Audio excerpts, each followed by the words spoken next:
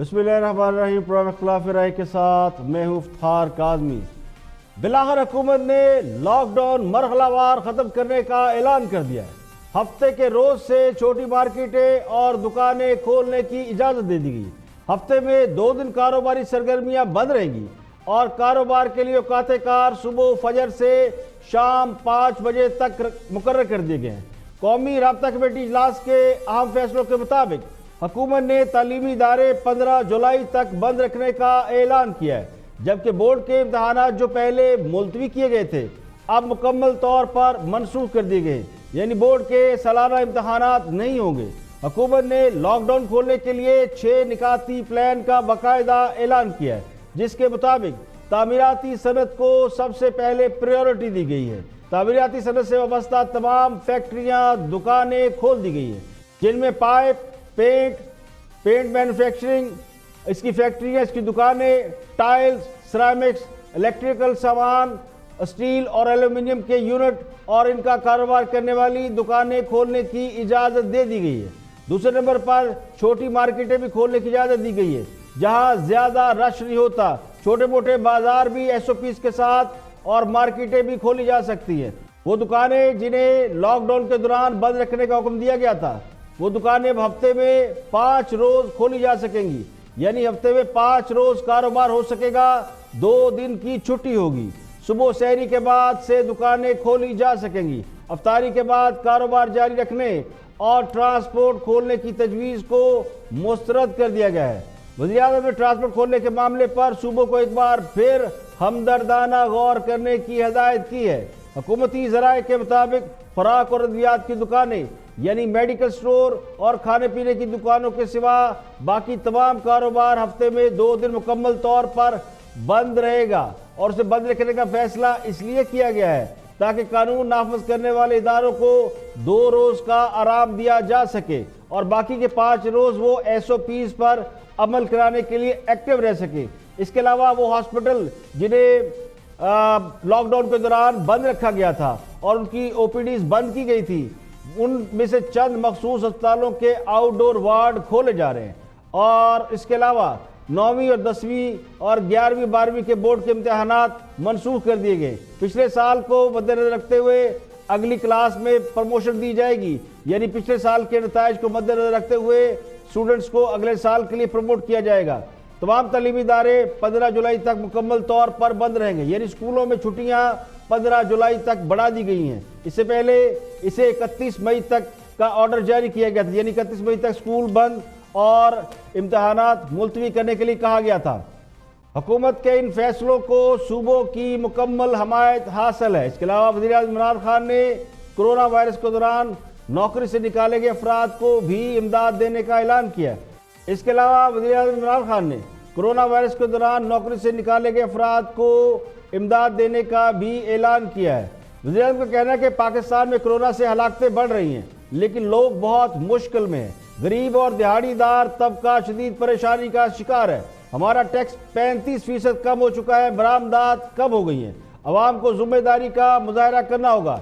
अगर ऐसा ना हुआ और कोरोना के केसेस फिर से बढ़े तो लॉकडाउन फिर से करना पड़ेगा। ये हम इसलिए कर रहे हैं कि हमारे मुल्क के अंदर लोग बड़ी मुश्किल में हैं। इस वक्त छोटे दुकानदार मुश्किल में हैं, जिस तरह मैंने पहले कहा दिहाड़ीदार मुश्किल में हैं, रिक्शा ड्राइवर, टैक्सी ड्राइवर, ये जो लोग मेहनत कश लोग हैं जो हर रोज़ मेहनत करके अपने बच्चों का पेट पालते हैं, ये सब मुश्किल में हैं। सफ़ेद पोश मुश्किल में हैं।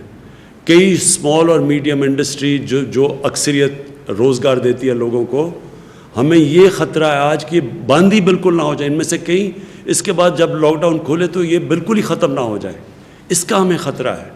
तो गवर्नमेंट तो इतना बड़ा अगर लॉकडाउन का जो असरात है वो हमारी हुकूमत जिसके पास पहले हालात इतने अच्छे नहीं थे, माशी हालात और बड़ी मुश्किल हालात से निकल रही थी, तो हम तो ये सारे मुल्क में जो मुतासरीन हैं हम तो सबको पैसा नहीं दे सकते या मदद नहीं कर सकते। हमने तो अभी भी इतना किया। अगर आप हमारा मुकाबला करें और मुआवजा करें हिंदुस्तान से, जिसके माशी हालात हमारे से बेहतर थे, आप अगर उनसे करें तो हमने तो बहुत ज़्यादा पैकेज दिया हुआ है। लेकिन ये भी जितना भी हम पैकेज देंगे, ये हम कितनी देर तक पैसे दे सकते हैं या मदद कर सकते हैं। तो लिहाजा हमें लॉकडाउन खोलना है लेकिन अक्लमंदी से। देखिए, ये जो अब जो अगला फेज़ आ रहा है, ये हम कितने कामयाब होते हैं इस फेज़ में, इसमें आपका, मेरे पाकिस्तानियों, आपका इसमें बहुत बड़ा हाथ होगा। जो शोबा खोल रहा है कंस्ट्रक्शन के लिए, उनके SOPs क्या हैं, हम हर चीज़ के लिए हमने बनाए हुए हैं कि क्या शराइत हैं, क्या कंडीशंस हैं, क्या क्या चीज़ों के ऊपर आपने अमल करना है अगर आपका ये कारोबार खुलेगा। अब ये आप पे ज़िम्मेदारी है। हम ये नहीं अब समझ सकते कि हमारी पुलिस जाके छापे मारे, लोगों के पास जाए। ये एक आज़ाद और ज़िम्मेदार माशरे के अंदर ऐसा नहीं होता। अब कई रोज से जारी लॉकडाउन बिलाखिर परसों से यानी हफ्ते के रोज से ख़त्म होने जा रहा है। इन हालात में जबकि मुल्क में कोरोना वायरस के मरीजों की तादाद में तेज़ी से इजाफा हो रहा है, तो हुकूमत ने जिम्मेदारी एक बार फिर अवाम पर डाल दी है कि लोग अपने लिए हिफाजती इक़दाम खुद करें। यानी एक बार फिर जागते रहना, साढ़े न रहने का नारा भी लगा दिया है। हाँ साहब ने यह भी फरमाया कि अक्लमंदी से लॉकडाउन खोलना है। तो सवाल ये कि ये अक्लमंदी पहले कहाँ थी? अक्लमंदी होती तो एक बार सख्त किस्म का लॉकडाउन कर दिया जाता, जिस तरह सिंध ने शुरू किया था, लेकिन उस पर तो सियासत की गई। तो अब यूँ लगता है कि हुकूमत ने बिलाखिर पॉपुलर सेंटीमेंट्स को मद्देनजर रखते हुए लॉकडाउन मरहलावार ख़त्म करने का फैसला किया है, क्योंकि पब्लिक डिमांड कर रही थी कि लॉकडाउन ख़त्म किया जाए। हुकूमत बार बार लॉकडाउन का ऐलान करती रही, लेकिन लोग नहीं माने, लोग निकलते रहे। अब सवाल ये, हुकूमत ने लोगों को खुला छोड़ने का ऐलान तो कर दिया है, लेकिन उन्हें मास्क और सैनिटाइज करने का कोई इंतज़ाम नहीं किया। क्या मार्केटों को इस बात का पाबंद किया गया है कि वो सैनिटाइज और सोशल डिस्टेंस को मद्देनजर रखे और तमाम एहतियाती तदबीर को फॉलो करे? तो देखना ये होगा इन दिनों में जबकि कोरोना वायरस तेजी से फैल रहा है, क्या हुकूमत का लॉकडाउन खोलने का फैसला सही साबित होगा या नहीं। क्योंकि इससे पहले जब लॉकडाउन लगाने की बातें की जाती थी और ये कहा जाता था कि लॉकडाउन लगा ले, कोरोना से बच सकते हैं, कप्तान बॉर्डर पर अगर हमने सेफ्टी मेजर लिए होते तो शायद कोरोना ना फैलता, लेकिन उस वक्त भी गलत फैसला किया और लॉकडाउन नहीं लगाया। आज जबकि लॉकडाउन की जरूरत शदीद महसूस हो रही है, हुकूमत ने लॉकडाउन खोलने का फैसला किया है। तो अल्लाह करे कि ये लॉकडाउन खोलने का फैसला दुरुस्त साबित हो, वरना जैसा कहा जा रहा है कि शायद फिर से लॉकडाउन लगाना पड़े। प्रोग्राम में और भी हम मौज़ूआत शामिल हैं, देखते हैं हाईलाइट। हमारे डेली वेजर्स हैं, तो अगर हम पूरा लॉकडाउन कर देते हैं तो यहाँ हमें खौफ है कि ये क्या करेंगे लोग। अभी सिर्फ 21 केसेस थे, तो लॉकडाउन तो तभी शुरू हो गया। लॉकडाउन अनाउंस कर दिया जी, जल्दी से फौरी लॉकडाउन अनाउंस कर दिया। सोचा ही नहीं कि वो बेचारा दिहाड़ीदार, उसका क्या बनेगा। नहीं, अमीरों ने सोचा अच्छा जी 2-3 की, ये अमीरों को भी आता। एक एलीट ने फैसला कर लिया सारे मुल्क के लिए। जो भी फैसला, जिस चीज को मैं तहकीक तक नहीं पहुंचता, मैं किसी पर ये इल्जाम नहीं लगा सकता कि फलाना के कहने पे हुआ या फलाना के। आप बैठे हुए थे, आपको पता नहीं था कि कौन कह रहा था? मैं उसकी तहकीक नहीं, वो डिस्कशन थी, डिसीजन अलग होता है। वो मैंने कह दिया कि डिस्कशन हुई थी। कितने लोगों की ये राय थी कि इसको शामिल होना चाहिए, नाम लिए बगैर? तकरीबन 5 या 6 लोगों के बैनर। अलबत्ता देखें, हमारे लिए ये हुकूमत के लिए लम्हा फिक्रिया होगा कि या तो वो डिग आउट करे कि क्या नैब की इंक्वायरी सही है कि गलत है। अगर उसकी इंक्वायरी सही है तो we must face the music. अगर हमने पैसा लूटा है, अगर हमने कोई बदमाशी किया तो हम क्यों ना फेस करें उसको यार, फेस करना चाहिए। लेकिन अगर हमारी क़यादत के साथ ये कोरोना की वबा का पाकिस्तान में असरात पहुँचे हैं, मौजूदा हुकूमत की कोई वाज़ेह पॉलिसी नहीं रही। अगर आप पिछले 1.5-2 माह में देखें तो इमरान खान साहब के इस टॉपिक के ऊपर आपको 8-10 मुख्तलिफ जो है ना बयानात मिले। कोरोना का सबसे बड़ा चैलेंज है और वफाक जो है वो सूबों से लड़ने में मसरूफ़ है। तो ये तो इस हुकूमत का पहले दिन से ही तरीका रहा है कि कोई अकल की बात, कोई काम की बात उनके करीब से नहीं गुजरती। और ये भी कि अभी तक कोई इल्जाम साबित नहीं हुआ, 20 साल तकरीबन गुजर गए हैं।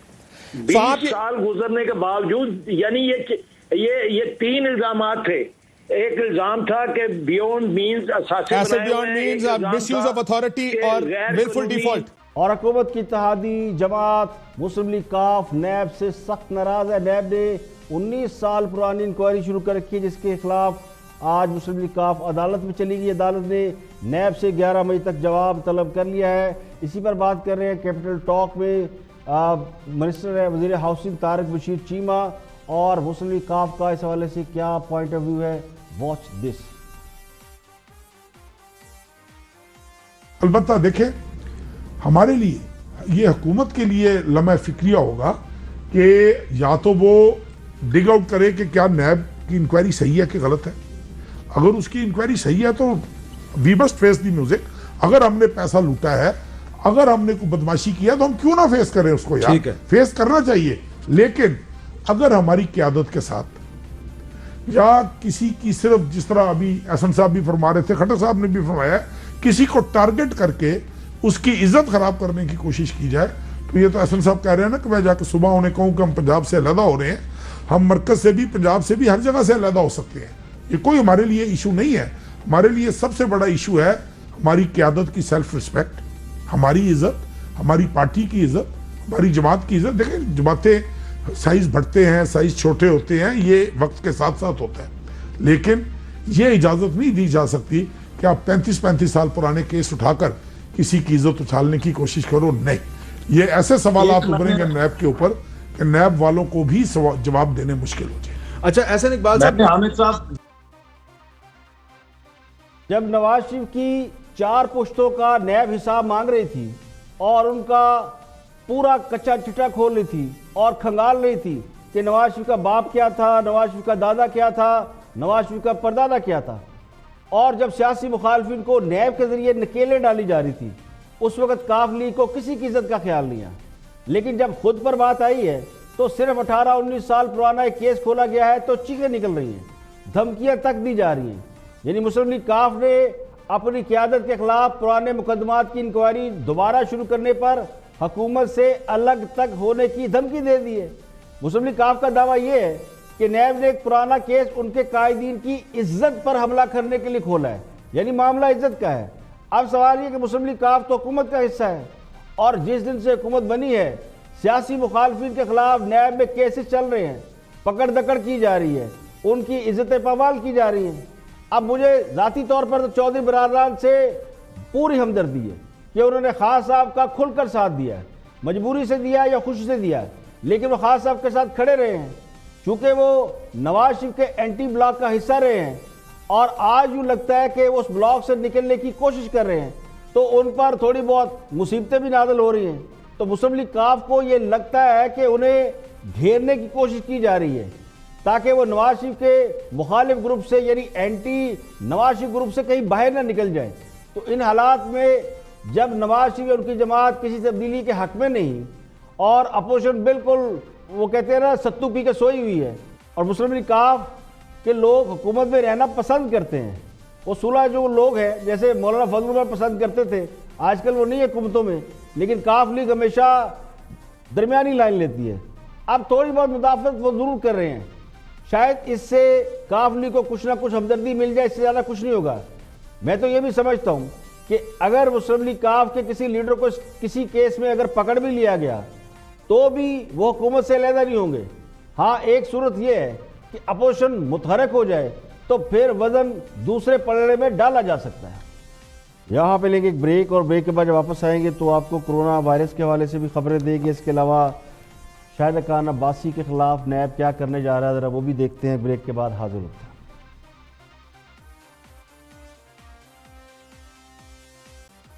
वेलकम बैक, आप देख रहे हैं प्रोग्राम इख्तिलाफ राय और मैं इफ्तिखार काज़मी। ब्रेक के बाद हाजिर खिदमत है। गुफ्तगू कर रहे हैं वज़ीर मजहबी अमूर नूरुल हक कादरी साहब नदीम मलिक से, और मामला है कादियानियों को अक़लीती कमीशन में शामिल करने का। ये बड़ा अहम मामला है और उस पर बहुत डिबेट हो रही है। देखते हैं कि वज़ीर मजहबी अमूर इस हवाले से क्या मौक़िफ़ इख्तियार करते हैं।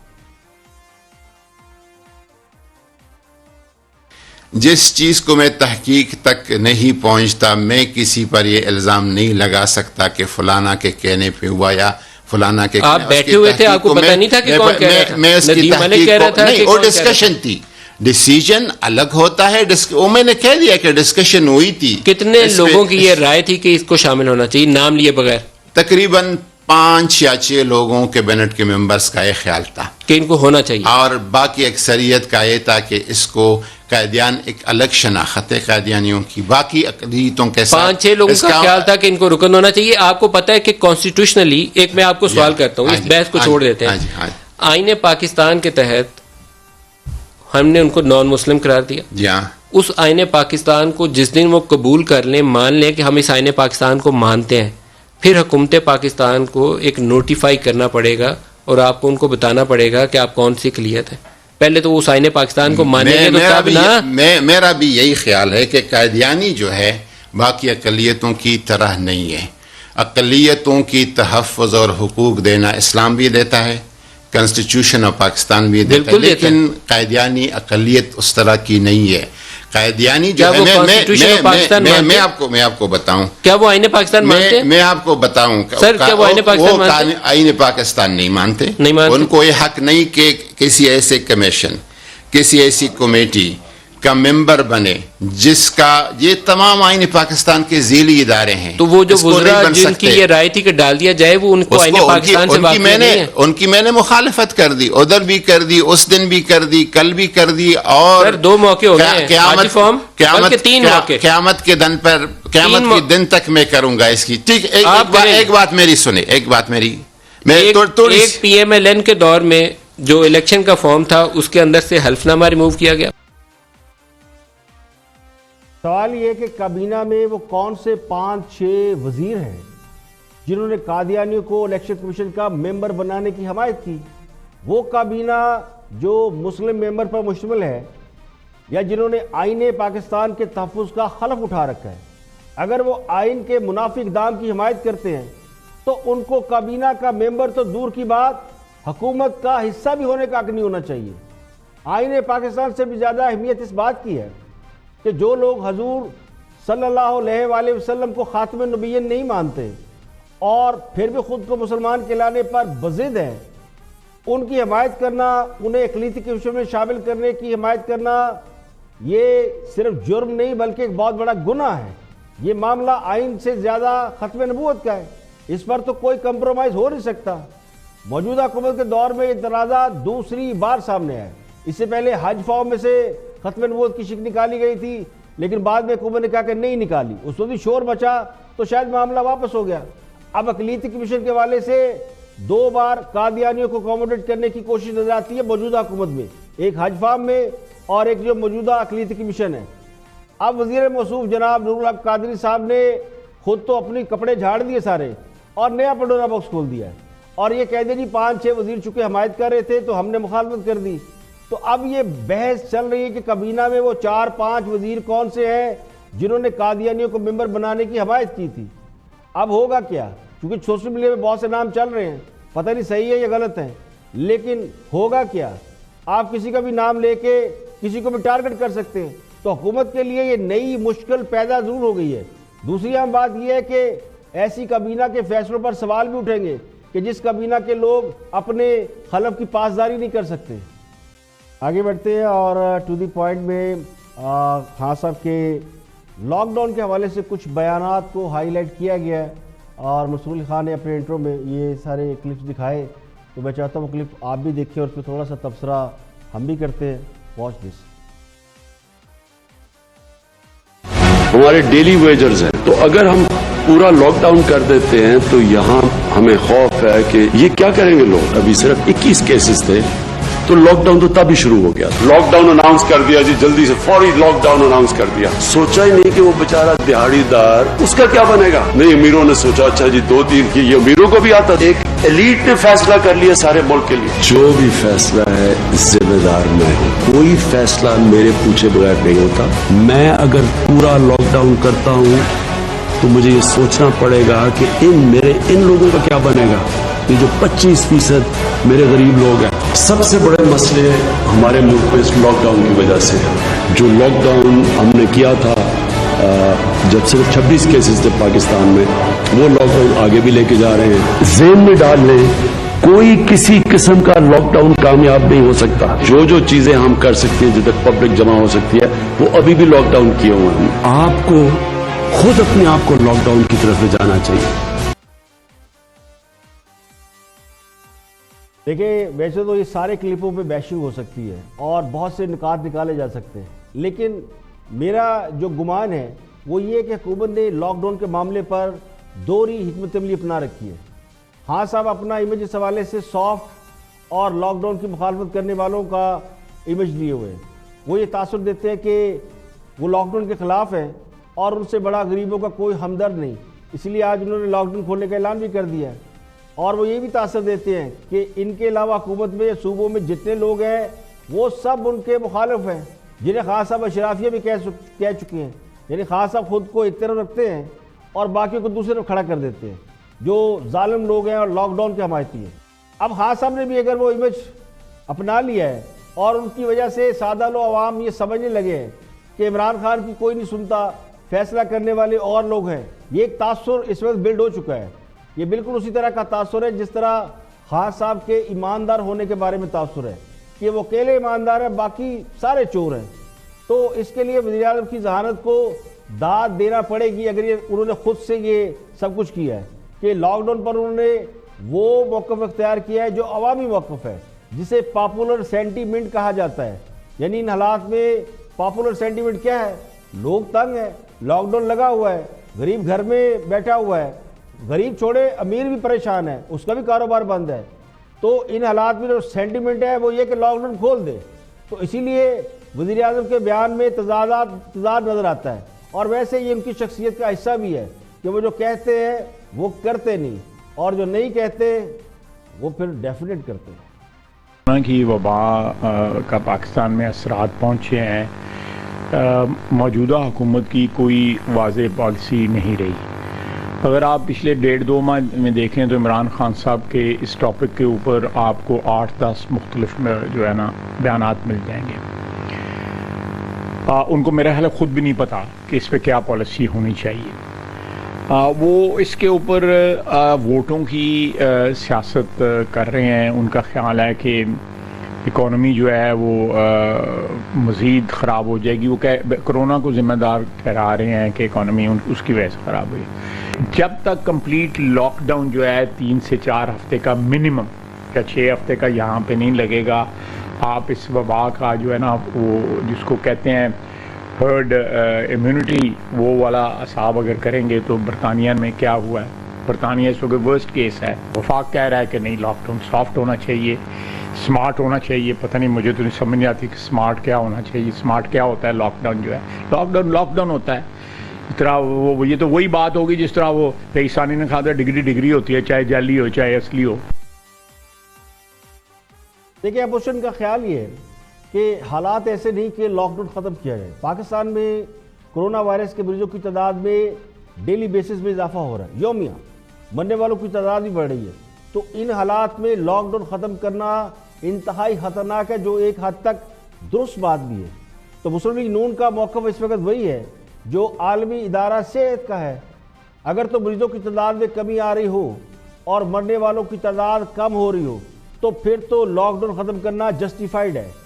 लेकिन अगर सिचुएशन देखें तो इस वक्त सिचुएशन बिल्कुल डिफरेंट है, सूरत हाल बिल्कुल इसके बरक्स है। पिछले 2-3 हफ्तों से लॉकडाउन वैसे भी बराए नाम है, तो देखा यह गया है कि मरीजों की तादाद तेज़ी से बढ़ रही है। तो हुकूमत लोगों से ये तवक्को तो रखती है कि लोग खुद से कोरोना से बचने के लिए हुकूमती हदायत पर अमल करेंगे, जो इंतहाई मुश्किल काम है। तो अल्लाह ना करे कि लॉकडाउन खोलने की सूरत में ये वबा मज़ीद बढ़े या इसमें अमवात बढ़ जाए और हमें फिर से मुकम्मल लॉकडाउन की तरफ जाना पड़े। तो ये जो अपोजिशन का पॉइंट ऑफ व्यू है, इसके वाले से जो अपोजिशन कहती है कि हुकूमत की कोई वाज़ेह हिकमत अमली नज़र नहीं आती, वो किसी हद तक दुरुस्त बात है, क्योंकि ये जो पिछला कुछ अरसा गुजरा है ये इंतहाई कन्फ्यूजन में गुजरा है। अगर हुकूमत लॉकडाउन जब करना था तो यानी सख्त तरीके से कर लेती तो शायद वबा इतनी ना फैलती। लेकिन आज सूरत हाल ये कि जब वबा बड़ी तेज़ी से बढ़ी है तो लॉकडाउन नरम करने की तरफ चल पड़े हैं। तो यहाँ भी थोड़ा सा कन्फ्यूजन नज़र आता है। यहाँ पे लेंगे ब्रेक, और ब्रेक के बाद जब वापस आएंगे तो और भी हम मौज़ूआत हैं। कामर अली आगा साहब ने भी इस पर बात की है मुस्लिम लीग काफ के मामले में। इसके अलावा कोरोना वायरस के हवाले से भी आपको खबर देंगे, और शाहिद खान अब्बासी के साथ रैब क्या करने जा रही है उसको भी जिक्र करते हैं ब्रेक से आने के बाद।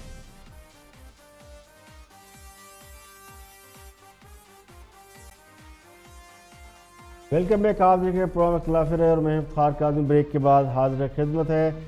LNG रेफरेंस में नैब ने शाहिद खान अब्बासी के खिलाफ ज़िमनी रेफरेंस दायर करने का फैसला कर लिया। नैब ने फर्द जुर्म की कार्रवाई से पहले अदालत से ज़िमनी रेफरेंस दायर करने के लिए मोहलत मांग ली है। इस्लामाबाद की एहतसाब अदालत में LNG रेफरेंस केस की समाअत हुई, जिसके दौरान साबिक वज़ीर-ए-आज़म और मुस्लिम लीग नून के रहनुमा शाहिद खान अब्बासी के अलावा और भी मुलज़मान पेश हुए। एहतसाब अदालत के जज मोहम्मद आजम खान ने रेफरेंस की समाअत की।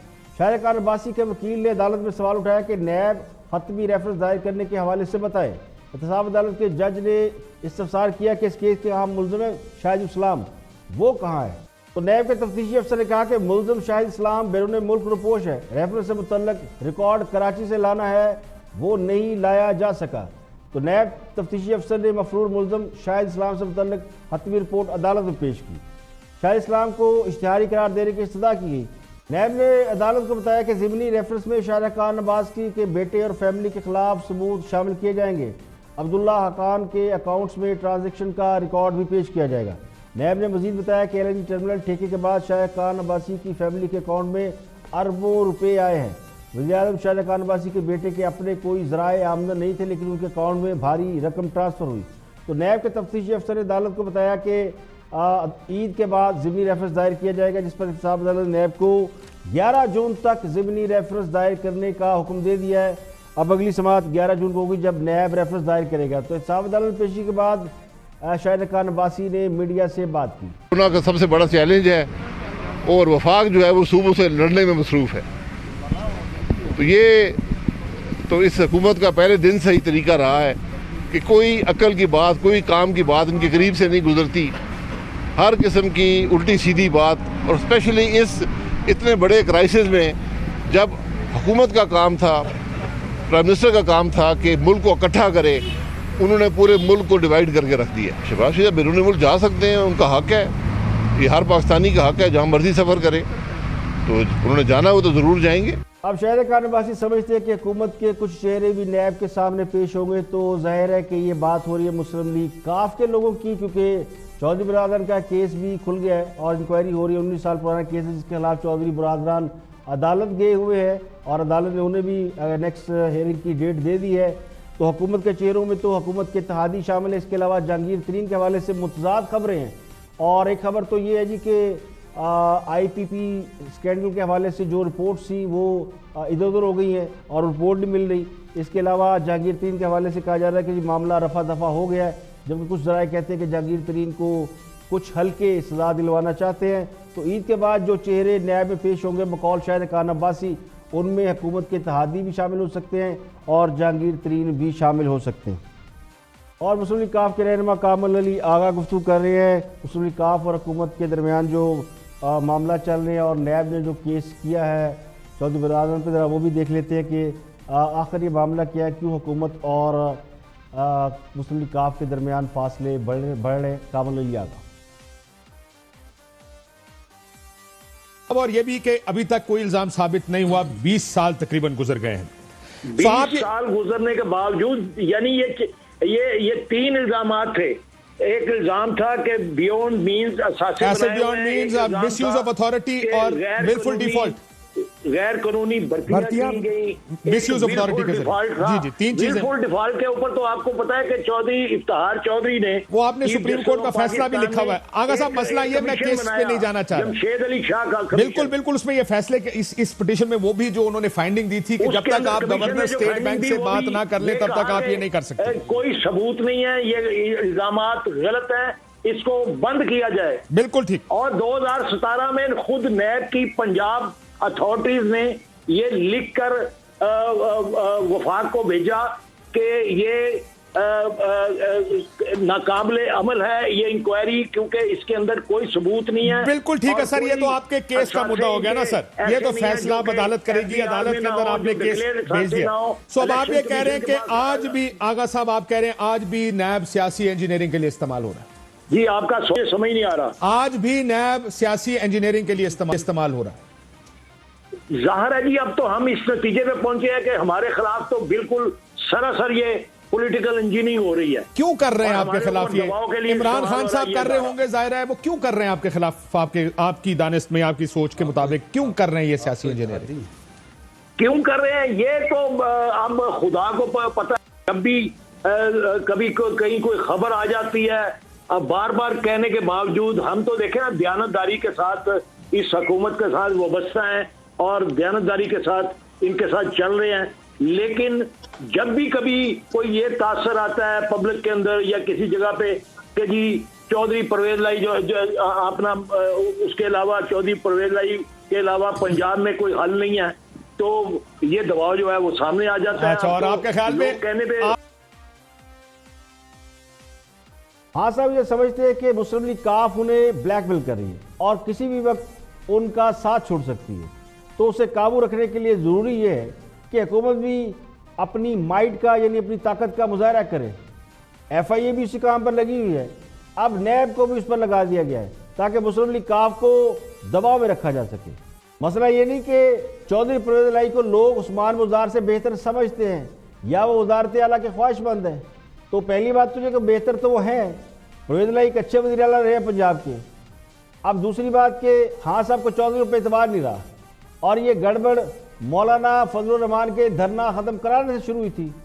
मौलाना फजलुर रहमान ने चौधरियों के कहने पर धरना ख़त्म किया था। चौधरियों ने यकीन दहानी कराई थी कि वो मुख्तदर हल्कों से राब्ते में हैं और मुख्तदर हल्के इन हाउस तब्दीली पर राज़ी हो गए। हाँ साहब की जगह किसी और को वज़ीर बना दिया जाएगा और ये गारंटी मौलाना को चौधरियों ने दी थी। मौलाना इसी गारंटी के बाद धरना ख़त्म करके वापस लौट गए थे। तो हाँ साहब को जब ये बात पता चली तो उन्होंने इसकी इंक्वायरी शुरू कराई। अब मौलाना फजलुर रहमान मीडिया पे आए और बार बार ये कहते रहे कि बस हुकूमत घर जा रही है और चौधरी बरादरान इस बात के गारंटर हैं।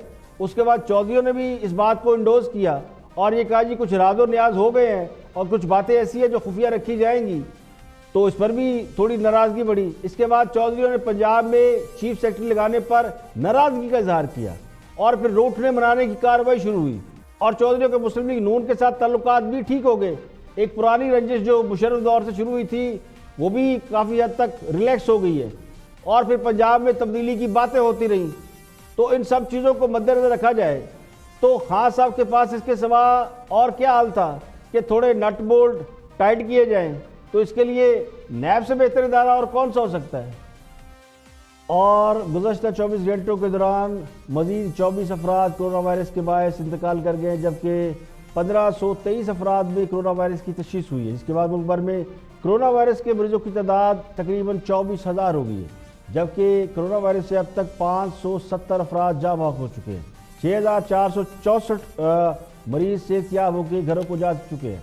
National command and operation centre के जारी करदा आदादोशुमार के मुताबिक पंजाब में कोरोना के मरीजों की तादाद लगभग 9,077 हो गई है। सिंध में 8,640, खैबर पख्तूनख्वा में 3,712 और बलूचिस्तान में सबसे कम यानी 1,495। इसके अलावा गिलगित बल्तिस्तान में 388, इस्लामाबाद में 521। इस्लामाबाद में कोरोना के मुसद्दका मरीजों की तादाद 76 है। खैबर पख्तूनख्वा में सबसे ज़्यादा मौत हो रही है। खैबर पख्तूनख्वा में कोरोना वायरस की वजह से 203 अफराद अब तक इंतकाल कर चुके हैं, जबकि सिंध में 157, पंजाब में 175, बलूचिस्तान में 22, इस्लामाबाद में 4 और गिलगित बल्तिस्तान में 3 अफराद कोरोना के बायस चल बसे। खैबर पख्तूनख्वा के मिनिस्टर हैं डॉक्टर अमजद अली, वो भी कोरोना वायरस के शिकार हुए, जबकि सेनेट कायमा कमेटी के कायमा कमेटी बराए तिजारत के चेयरमैन सेनेटर मिर्ज़ा अफरीदी का कोरोना टेस्ट दोबारा पॉजिटिव आ गया। वज़ीर आला उस्मान बुज़दार ने होटलों क्वारंटीन मराकज़ में मुसाफिरों को बाहर से खाना मंगाने की इजाज़त दे दी है। वैसे ये फैसला अच्छा नहीं है, क्योंकि बाहर से खाना आएगा तो उस बात की क्या गारंटी है कि उसमें कोरोना वायरस के सिम्टम नहीं होंगे, तो ये तो फैसला बिल्कुल ही, तो फिर क्वारंटीन करने का फ़ायदा क्या। इसके अलावा आज वज़ीर आज़म की ज़िला जो इजलास हुआ वो हमने डिटेल आपको सारी बता दी है कि क्या क्या हुआ, मरहलावार कैसे खोला जाएगा लॉकडाउन। लाहौर के शालीमार हॉस्पिटल में भी 10 पैरामेडिकल स्टाफ जो है उनमें भी कोरोना वायरस के वो पाए गए सिम्टम, तो 10 लोगों को शालीमार मेडिकल हॉस्पिटल के 10 पैरामेडिकल स्टाफ को एक्सपो सेंटर भेज दिया गया, जबकि ICU और सर्जिकल ICU 2 जो है वो बंद कर दिया गया है। इसके अलावा जो एक अहम खबर थी वो उसका इंट्रो में जिक्र करना था, वो रह गया, वो ये कि जो गांव देहात में दुकानें हैं वो भी सब खोल दी गई हैं। यानी देहातों कस्बों में जो छोटी मोटी दुकानें गलियों मोहल्लों में जो बंद थी वो सब खोल दी गई हैं, तो ये भी क्लैरिटी जो है उसके साथ ही हो जानी चाहिए। गुज़श्ता 24 घंटों के दौरान 6,811 अफराद जो है वो कोरोना वायरस के बायस इंतकाल कर गए हैं, जबकि मज़ीद 95,000 से ज़ायद लोगों में कोरोना वायरस जो है वो वो निकला है, जिसके बाद दुनिया में कोरोना वायरस से मरने वालों की मजमूई तादाद हो गई है 2,65,000 और दुनिया भर में मरीजों की तादाद तो लाखों में चली गई है। दुनिया भर में जो तिब्बी अमला है वो सबसे ज़्यादा कोरोना वायरस से इफेक्ट हो रहा है। ये तिब्बी अमला जो कि कोरोना से निपटने के लिए हमारे फ्रंट महाज पे है, उसमें लोग मर रहे हैं। 90,000 अफराद इससे मुतासर हो चुके हैं कोरोना वायरस से और 260 लोग जो हैं यानी डॉक्टर, नर्सिस और पैरामेडिकल स्टाफ वो कोरोना वायरस की वजह से अपनी जान से चले गए हैं, जाँ बाक हो चुके हैं। बरतानिया जो है वो वहाँ पे दूसरा मुल्क है जहाँ कोरोना वायरस के मरने वालों की तादाद 30,000 से बढ़ गई है। मजीद 649 अफराद हलाक हुए हैं, मजमूई तादाद 30,076 हो गई है। ब्राज़ील में भी कोरोना वायरस जो है वो एकदम उसकी वो पीक आया और 667 अफराद वहाँ पे हलाक हुए, तो 8,000 से ज़ायद लोग वहाँ पे हलाक हो चुके हैं। इटली में मजीद 369 हलाकतों से मरने वालों की तादाद 29,857, फ्रांस में 278 हलाकतों के साथ 25,809, स्पेन में मजीद 244 हलाकतों के बाद तादाद 25,857 हो गई। जर्मनी में मजीद 282 अफराद जाँ बाक हुए, जबकि ईरान में 78 यानी 78 लोग जो है वो कोरोना वायरस के बायस चल बसे हैं। भारत में भी मजीद 92 अफराद जो है वो कोरोना वायरस के बायस जो है हलाक हो गए। जर्मन चांसलर एंजेला मर्केल ने लॉकडाउन में बड़ी नरमी करते हुए दुकानें खोलने की इजाज़त दे दी है, यानी जर्मन में भी लॉकडाउन जो है वो यानी कर दिया गया, स्मार्ट लॉकडाउन कर दिया गया या लॉकडाउन में नरमी कर दी गई है और शहरियों को अवामी मकामात पर एक दूसरे से मिलने की इजाज़त दे दी गई है। स्पेन ने जो है वहाँ पे अभी तक उन्होंने कोरोना वायरस के बाद जो लॉकडाउन नरम नहीं किया बल्कि एमरजेंसी है उसमें 2 हफ्तों के लिए तोसी कर दिए। तो दुनिया भर में कहीं कहीं लॉकडाउन सख्त हो रहा है, कहीं कहीं नरम हो रहा है, लेकिन मजमूई तौर पर लगता यूँ कि ये वबा आहिस्ता आहिस्ता कुछ मुल्कों में दम तोड़ रही है, जबकि बहुत से मुल्क जो इस वबा से जिनमें ज़्यादा मवाद नहीं थी वहाँ ये वबा आहिस्ता आहिस्ता बढ़ रही है। खासकर जनूबी एशिया के ममालिक में और एशिया के ममालिक में जैसे रशिया, इंडिया, पाकिस्तान, या वबा आहिस्ता आहिस्ता बढ़ रही है।